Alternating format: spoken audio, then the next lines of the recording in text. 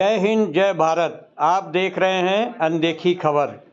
बने रहिए अपने चैनल के साथ और सब्सक्राइब, शेयर और लाइक करना ना भूलें ताकि हम आपको हर पल की न्यूज़ दिखाते रहें। धन्यवाद। आप देख रहे हैं देवेंद्र कुमार की खास रिपोर्ट। मैं अल हिंद पार्टी का मंडल अध्यक्ष देवेंद्र कुमार। आज महीने के दूसरे सोमवार को हम जिलाधिकारी संत कबीर नगर के यहाँ आए हुए हैं ज्ञापन देने के लिए।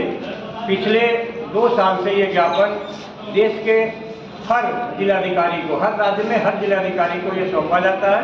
हमारा ज्ञापन राष्ट्रपति को, प्रधानमंत्री को, राज्यपाल को और मुख्यमंत्री को, 4 लोगों को जाता है। हमारे पीछे जो लोग खड़े हैं इनके पूर्वजों को अंग्रेजों ने शहीद किया था। काला पानी की सजा हुई थी या तो फांसी की सजा दी गई थी। ये सभी लोग आश्रित हैं और स्वतंत्रता सेनानी आश्रित की पेंशन चाहते हैं। इस समय भारत सरकार मुकदमा करने पर बताया कि 2 लाख लोगों को स्वतंत्रता सेनानी आश्रित पेंशन मिल रहा है। लेकिन जब हाईकोर्ट में, दिल्ली हाईकोर्ट में केस किया गया तो वहां से फिर गवर्नमेंट को ये कहा गया कि आप सूची जारी करिए। और हम लोगों की मांग थी कि जिनको स्वतंत्रता संग्राम आश्रित पेंशन मिल रही है उनकी सूची जारी किया जाए और हमारे पूर्वजों का नाम जो है शहीद स्मारक दिल्ली में उनका नाम लिखा जाए। लेकिन सरकार को जब आदेश दे दिया गया तो मोदी सरकार ही थी उस समय सत्ता में, मोदी सरकार चली गई सुप्रीम कोर्ट में और सुप्रीम कोर्ट में उन्होंने जब जाके केस किया तो सुप्रीम कोर्ट ने भी उनको फटकारा और बोला कि जो दिल्ली हाई कोर्ट का आदेश है, जब आप 2 लाख लोगों को स्वतंत्रता संग्राम सेनानी आश्रित पेंशन दे रहे हैं तो वो सूची जारी करने में क्यों शर्मा रही है गवर्नमेंट। अभी तक सिर्फ 34,000 लोगों की सूची जारी हो पाई है। 1,64,000 वो कौन लोग फर्जी हैं जिनको सरकार दे रही है पेंशन स्वतंत्रता संग्राम सेनानी आश्रित का, वो सरकार बता नहीं पा रही है। और बता नहीं पा रही है सरकार तो जो हमारे राष्ट्रीय अध्यक्ष हैं कटियार जी, वो एयर फोर्स के रिटायर अधिकारी हैं और अभी उन्होंने LLB कर लिया है और वो सुप्रीम कोर्ट में केस देख रहे हैं। और इस मामले को हम लोग अंतर्राष्ट्रीय हाई कोर्ट में ले जाएंगे जेनेवा में और वहाँ पर ले जाकर इस मुद्दे पे हम लोग केस करेंगे। भारत सरकार की तरफ से करेंगे हम लोग ब्रिटिश सरकार के ऊपर, क्योंकि जहाँ जहाँ ब्रिटिश उपनिवेश था बहुत जगह उन्होंने मुआवजा दिया है।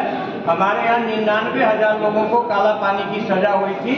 99,000 में से सिर्फ वीर सावरकर वापस आए थे और ये दुनिया जानती है कि वो क्यों वापस आए थे। 10 बार उन्होंने लिख के दिया था कि हमें अंग्रेजों से कोई युद्ध नहीं करना है, मुझे कोई जरूरत नहीं है, हम भारत को आज़ाद नहीं देखना चाहते हैं, कृपया मुझे छोड़ दिया जाए। एक आदमी को छोड़ा गया था और आप गूगल पे सर्च करके देख लीजिए, तो 1930 में वो छोड़ा गया और पूना में आके वो रह रहे थे। पूना के DM को उस समय 40 रुपये तनख्वाह मिलती थी। 40 रुपये की उसमें बहुत ज़्यादा कीमत थी। 40 रुपये DM की तनख्वाह थी और ये जो वीर सावरकर थे इनको 60 रुपया पेंशन देती थी ब्रिटिश सरकार, यानी कि DM की तनख्वाह से 1.5 गुना ज़्यादा। तो जाहिर है कि वो क्या काम करते थे वही जानते होंगे। और जब भारत सरकार सत्ता में कांग्रेस आई थी, हमारे शहीद भगत सिंह के पूरे गांव को स्वतंत्रता सेनानी आश्रित पेंशन दी जा रही है। और अभी जब मोदी सरकार आई हुई है, इस समय उनको 10 साल होने जा रहा है, RSS के लोगों को बांट दिया गया है।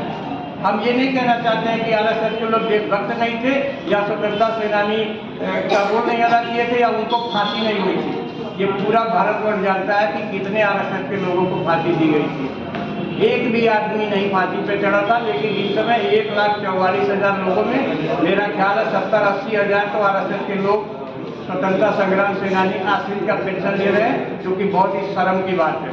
और हम लोग यहाँ पे जो पीछे लोग खड़े हैं इनके पूर्वज शहीद हुए थे, इनको घोषित अपराधी कर दिया गया था। आज भी आप घोषीपुरवा, घोषीपुर, ये जो भी नाम सुन रहे हैं वो सिर्फ इसलिए है कि ये घोषित अपराधी थे। वो नाम बिगड़ते बिगड़ते घोषीपुरवा, घसीकटरा, इस तरह से नाम हो गया। पूरा गाँव का गाँव, जल जोरू सब कुछ ले लिया था उन्होंने। और जब अंग्रेजों ने पूरे गांव को लूटा था, औरतों को छोड़ के सबको मार दिया।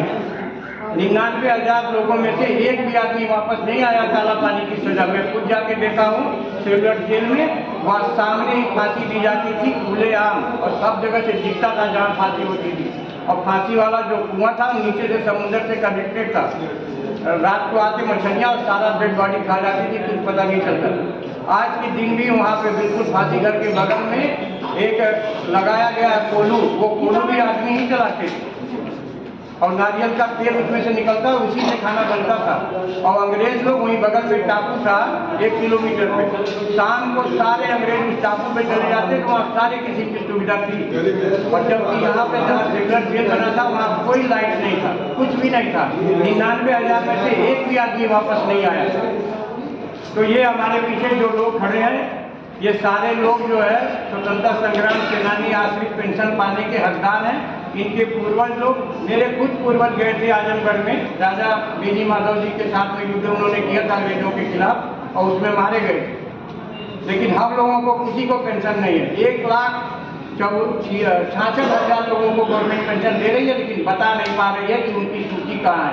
आज भी लोग हर महीने 30,000 रुपये उठा रहे हैं और ट्रेन से RSS के तकमे के नीचे काम कर रहे हैं, या कांग्रेस के लोग थे उनको दिया गया था। जो सरकार आती है रेवड़ी की तरह बांटती है इस पेंशन को। हम लोग अपना संघर्ष इसी तरह जारी रखेंगे। महीने के पहले सोमवार को गोरखपुर के जिलाधिकारी को और महीने के दूसरे सोमवार को संत नगर कवि के जिलाधिकारी के माध्यम से हम राष्ट्रपति को, प्रधानमंत्री को, राज्यपाल को, मुख्यमंत्री को इसी तरह से यहाँ पर सौंपते रहेंगे जब तक हमारी मांगें पूरी नहीं होंगी। जय हिंद, जय भारत।